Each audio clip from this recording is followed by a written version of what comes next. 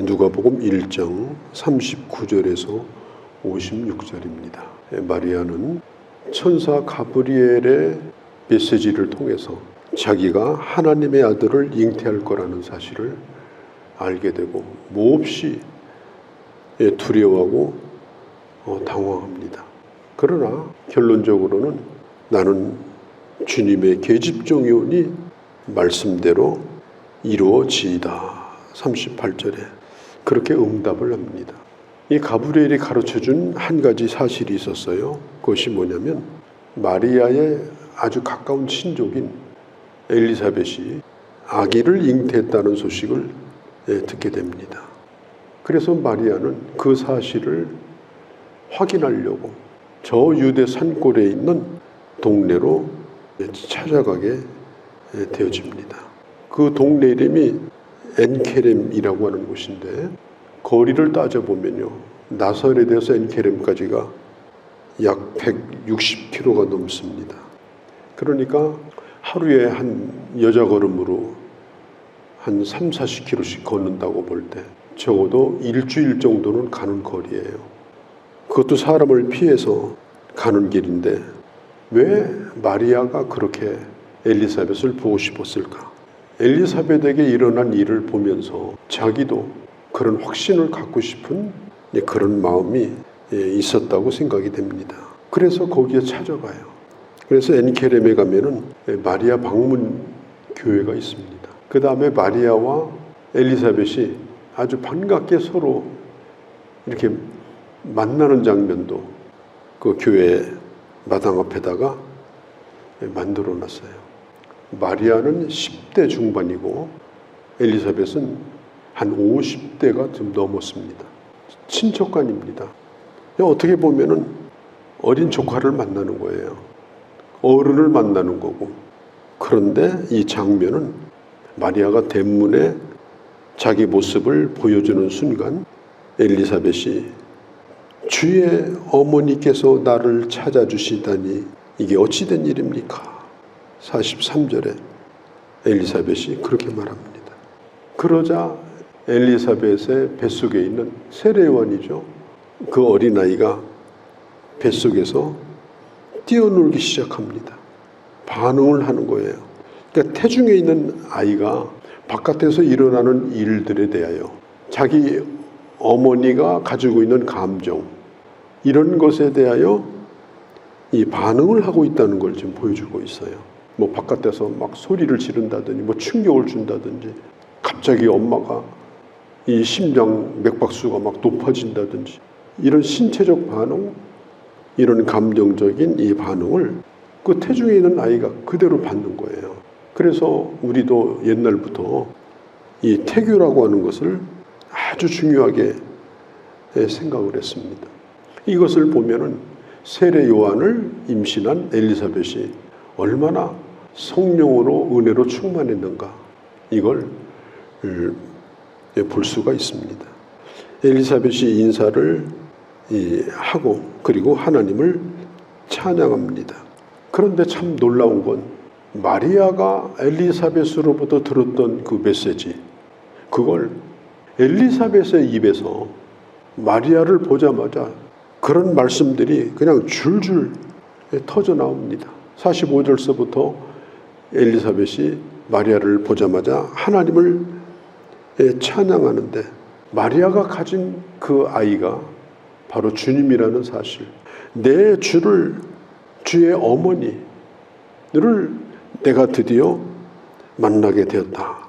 이 메시지를 들었을 때 마리아가 얼마나 큰 확신을 가졌을까요?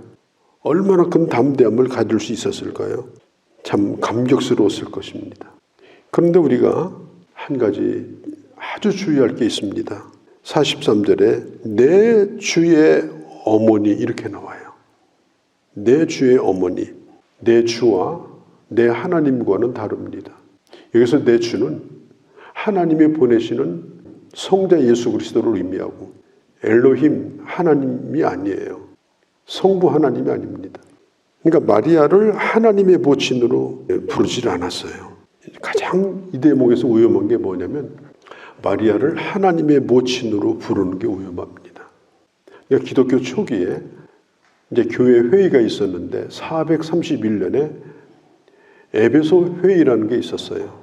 그 회의에서 데오토코스 뭐라고 해석을 했는가 하면 하나님을 낳은 자, 이 여자를 마리아를 하나님을 낳은 자로 이제 그렇게 결정을 했습니다.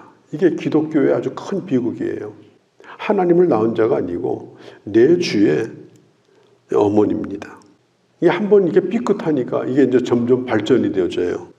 그러면서 이 라테란 공의회 또 교회 회의에서 또 무슨 결정을 하는가 하면 마리아 평생 동정론.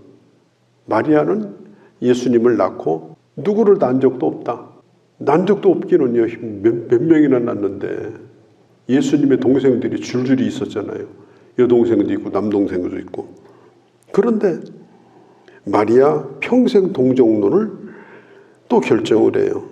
그래도 이때쯤까지만 해도 좀 덜했습니다. 종교개혁 때쯤까지만 해도. 종교개혁이 있고 나서 1854년에 그때 교황이 뭘 발표하는가 하면 마리아 무죄설. 마리아는 원죄가 없는 상태의 여인이다. 마리아는 죄가 없다. 무죄설.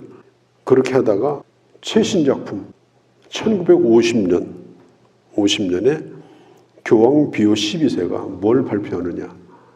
마리아 승천을 교리로 확정을 합니다. 마리아 승천. 그래서 천주교는 이 마리아 승천주의를 지켜요. 지금도. 이건 최신 작품입니다. 그러니까 천주교는 종교개혁 때보다 지금이 많이 나아졌다. 절대로 그렇지 않아요. 많이 나빠졌고 성경에서 마르틴 루터가 종교개혁을 할 때보다 훨씬 더 천주교는 지금 성경에서 더 멀어졌습니다. 지금 천주교 내부에서 무슨 움직임이 있는가 하면 최신 움직임 가운데 하나가 마리아를 공동구원자로 지금 세우려고 하고 있어요. 그러니까 천주교는 지금 거의 막간 상태입니다. 막간 상태. 그러니까 교회와 천주교가 비슷하다. 뭐 거기도 하나님 찾고 우리도 하나님 찾는다. 그리고 성당 들어가기 전에 마리아한테 기도하는 거. 예수님에게 직접 기도하는 것이 아니고 마리아를 통해서 예수님에게 기도한다고 생각해요. 그러니까 성모여, 당신의 아들 예수께 내가 드리는 기도를 지금 전해주세요. 자기가 직접 기도하면 되잖아요. 지금 이걸 보면은 한탄스럽기 짝이 없는 일이죠. 이걸 우리가 깊이 알고 우리가 이해를 하고 있어야 되는 것입니다. 이 엘리사벳은 내 주의 어머니라고 말을 하면서 하나님께서 보내실 메시아, 그가 이 땅에 육신을 입고 이 땅의 생활을 시작하기 위해서 육신으로 오시는 그 메시아를 낳는 그 어머니로서 지금 이 얘기를 하고 있습니다. 그리고 이제 이어서 마리아가 화답하면서 찬송을 합니다. 엘리사벳이 먼저 찬송을 하고 마리아가 화답하면서 찬송하고, 어떻게 보면은 이 뮤지컬 비슷한 거예요. 자, 그 내용은 뭐냐면은 좀 꽤 길죠.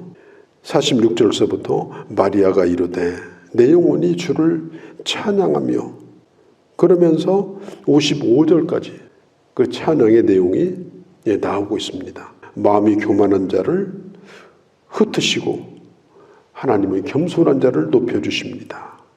51절, 그 다음에 52절, 권세 있는 자를 내려치시고 비천한 자를 자유롭게 해주셨습니다. 53절, 줄이는 자들을 배불리셨으며 부자를 빈손으로 보내셨습니다. 이런 내용이거든요. 스텔리 존스라고 하는 분은 이 마리아의 노래를 가르쳐서 세상에서 가장 혁명적인 고백이다, 문서다, 이렇게 얘기했습니다. 왜냐하면 그 시대는 꿈도 꿀 수 없는 정말 혁명적인, 그때는 왕이 존재하고 노마라고 하는 거대한 국가가 존재하고, 그리고 그 법 아래서 지배를 받던 시대인데, 그런데 오늘 이 마리아의 이 노래는 그 세상을 완전히 뒤바꿔 버리는 그런 세상이 예수 그리스도로 말미암아 자기가 나올 그 메시아로 말미암아 올 것이라고 하는 그런 노래를 부르고 있어요. 마리아가 생각해서 불렀겠어요? 성령께서 마리아를 통해서 그가 나올 그 메시아가 어떤 분인가, 오셔서 어떤 일을 그가 하실 건가, 이걸 가르쳐주고 있는 것입니다. 자, 마리아는 하나님의 뜻대로 되게 해달라고 했지만 얼마나 두려웠겠어요. 아마 그 어린 소녀가 그걸 혼자 감당한다면 감당할 길이 없을 거예요. 너무 힘들어서. 어디다 얘기를 하겠습니까? 또 이런 일이 실제로 생기면 자기가 어떤 위험에 처할지, 또 정혼한 사이인 요셉이 자기에게 어떻게 할지, 모든 것이 다 두렵고 불투명한 그런 때였습니다. 그런데 그때 마리아가 엘리사벳을 만난 거예요. 엘리사벳.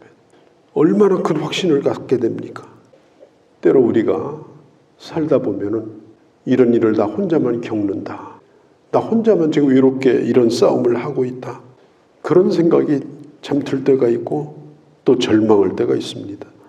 그래서 하나님께서는 때때로 우리에게 이런 엘리사벳을 준비해 주셔요. 그를 만나게 함으로 그의 입술을 통해서 다시 내게 확신을 주시고, 아, 가브리엘의 이 말이 빈말이 아니었구나. 이게 사실이구나. 마리아는 큰 확신을 가지고 이제 거기에 석 달 동안을 머무르다가 나사렛으로 다시 돌아오게 되어집니다. 참 이걸 보면 그냥 끼리끼리 어울린다고 그러잖아요. 기도의 사람은 기도의 사람끼리 어울리고 세상적으로 노는 사람은 노는 사람끼리 어울리고. 왜? 그게 체질에 맞으니까. 이 두 여인을 보세요. 서로 말이 필요가 없잖아요. 그냥 찬양으로 하나님이 하시는 일을 선포하는 거예요. 더 놀라운 것은 뱃속에 있는 아이도 찬양해요. 참 놀라운 장면이고 얼마나 은혜로운 장면입니까? 우리가 서로 성도의 교제를 갖고 또 내가 누군가에게 은혜를 끼치는 데 있어서 서로 은혜의 사람끼리 알아보고 그리고 서로 교통하고 우리가 이렇게 살아간다면 이 세상에 어떤 어려운 일이 있고 힘든 일이 있어도 충분히 감당할 수가 있어요. 그리고 내가 오늘 고백하는 그 찬양과 나의 고백으로 통해서 어려움을 겪고 있는 사람들에게 얼마나 큰 위로와 확신을 주는가.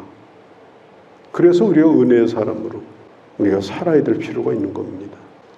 초대교회 때 이 기독교는 전통적으로 이 마리아의 노래를 즐겨 불렀다고 그래요. 교회가 참 핍박을 받고 이제 예수 믿는 사람들이 아주 소수일 때, 그때에 그 교회가 즐겨 불렀던 노래가 바로 이 마리아의 노래라고 그래요.